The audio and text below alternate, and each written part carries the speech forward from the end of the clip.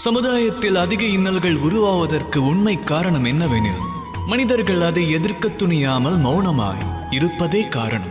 மௌனம் சாதிப்பது ஒரு அஸ்திரமெனில் அதை தக்க தருணத்தில் உபயோகிப்பதே புத்தி கூர்மையாகும்.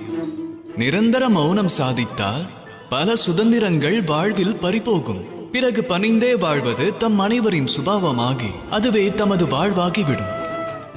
அதன் பின் ஆளுமை நீங்கி ஒரு சாதாரண கல்லாக வாழத் துவங்கி விடுவீர்கள். உரைக்கும் வல்லமையை உரிய நேரத்தில் உபயோகிக்க வேண்டும். திருவாய் மலர்ந்து வார்த்தைகளை விடுக்கவும் அதை அடக்கவும் வழி அறிய வேண்டும். மௌனம் மகத்துவமே, ஆனால் தக்க வேளையில் அதை கலைப்பது அதைவிட அதிமகத்துவம் வாய்ந்தது. ராதா ராதா. வாழ்வினில் பலரை சந்திப்பதுண்டு. தாமும் பலரை சந்தித்திருப்பீர்கள். அவர்களில் சிலர் விரக்தியும் நிராசை